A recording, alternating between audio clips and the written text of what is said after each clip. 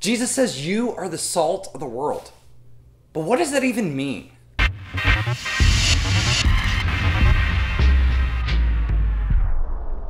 Hello world, I'm David Dorn and this is Preposterous. And this week we are in Matthew chapter 5 verse 13. And if you watched last week's episode, you know that we are in the middle of the most awesome and most quoted sermon of all time. And it's one where Jesus is rocking our world. But here in this verse, Jesus says something rather strange. Something rather preposterous. Look with me in Matthew chapter 5 verse 13. It says, "You are the salt of the earth. But if the salt loses its flavor, how shall it be seasoned? It is then good for nothing but to be thrown out and trampled underfoot by men." This doesn't make an awful lot of sense until you realize that salt has a variety of different uses. What do we use salt today for? Seasoning, right? We put it in our food to make stuff taste better, and when it's not there, it is very apparent that it needs to be there. Now, when we were shooting the promotional video for Preposterous, I was trying to prove this point, that salt is necessary. So I went out to McDonald's and bought some French fries without salt. But I let them sit out for a few hours so they got cold, and then I ate them.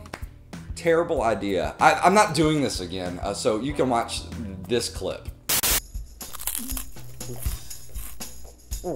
Oh, it's gross. It's mush. Oh. Gross, I know, right? But salt seasons things. Salt is necessary for our diet as well, but it's useful. Now, Jesus lived in the PR history of time. That's pre-refrigerator. And Israel was not known for its nice, cool climate. So how do you keep food from going bad? You put salt in it. Salt is a preservative. It keeps things from going bad. You would put salt in your meat and it would help preserve your meat over a long period of time before refrigerators. So when Jesus says you are the salt of the earth, he's making a statement. Not saying that you spice up life, but that you preserve life. You preserve the people that you are around. Jesus is preaching that this is one of the defining marks of being one of his followers, that we preserve people. This also gives you some insight into the compassion of Jesus, that he gives us the ability to affect real change in people's lives around us. And it's also a huge responsibility for us. So what if we love and treat other people with respect the way Jesus did? That we stop our friends from abusing themselves because they think that they are somehow worthless. What if we go out of our way to make friends with people who are lonely? What if we step up when we see people being bullied around us? Isn't this how we preserve people? In the Old Testament, there is a man named Abraham. And God chose Abraham special to be the father of the people of Israel. And there's a story about Abraham where God just comes and visits him. I don't know about you, but I think it would be awesome if God came and visited me and we were sitting out underneath a tree in the heat of the day, sipping some iced tea and just talking. And that's what's happening here with Abraham. But as Abraham and God are sitting underneath this tree, they're talking, God tells Abraham that the cities, these two very wicked cities that are surrounding Abraham's land, are going to be destroyed. These are absolutely wicked towns. You know you've crossed a moral boundary when two angels walk into your town and the entire population of the town tries to gang rape them. Humanity can be pretty jacked up. But Abraham pleads with God for these cities.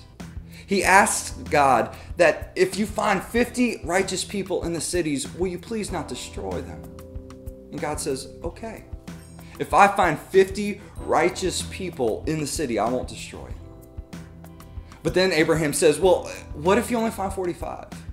If you find only 45 righteous people in the city, will you not destroy it? And God says, okay, if I only find 45, I won't destroy it. Abraham works God down to 10. If God finds just 10 righteous people in the city, he won't destroy the cities. But God didn't find 10 righteous people. He only found one, and it was Abraham's nephew who God escorted out of the city. But this shows the example of what Jesus is saying here. His followers preserve the world around them. If there were righteous people found in the cities of Sodom and Gomorrah, God would have never destroyed them. You make a difference in the lives of your friends and your family, whether you realize it or not. Now, salt was also used for something else entirely. Money. Salt was really expensive, and in the Roman Empire, the Romans often paid their soldiers with salt. Here you go. Don't spend it all in one place. Boy, that'll make you think twice before you throw out those little salt packets packaged in the plastic forks and knives set. So could it be that Jesus is not only saying that his followers preserve the world around them, but that his followers are also valuable? I don't know about you, but I like the idea of being valuable. Now, what about when salt loses its flavor? This verse talks about that. And yes, salt does lose its flavor. You know, we all screw up. We all have the potential of walking away from God. Yet even then, God still uses us. During the winter, salt is used underfoot. It's not a glorious job, but it helps other people from slipping. You know, God will always use you as an example, but you get to determine whether or not it's a good example or a not so good example. Now, if you walk away from God, that doesn't mean your value changes, but your relationship with God and your role with God changes. Fortunately for us, God will always take us back when we walk away. So this week, your challenge is to go out and try preserving the people around you, your friends, or your family, or just the people in close proximity to you. Find somebody who's having a bad day and cheer them up. Find somebody who is lonely or depressed and just spend some time with them. Step into their lives, step into their world, and just kind of help them out. Go out and try being the salt of the world, and then come back and leave me a video response. Tell me how that was for you. Tell me a story about you stepping into somebody's life and just being with them and helping preserve them. Leave that as a video response to this video, and I will choose one of those video responses, and we will show that in next week's episode of Preposterous. And I'll also send you some free stuff, like a McDonald's gift card, since we are talking about salt and French fries.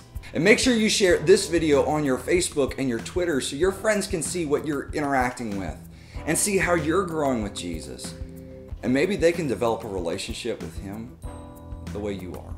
Leave me your questions as a comment on YouTube or ask your youth pastor.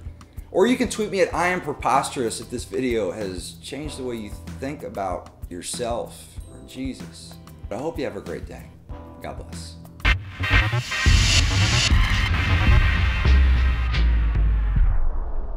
I'm salty and I know it. I'm salty and I know it. I'm salty and I know it. I'm salty and I know it. I'm salty and I know it. I'm salty and I know it. I'm salty and I know it. I'm salty and I know it. I'm salty and I know it.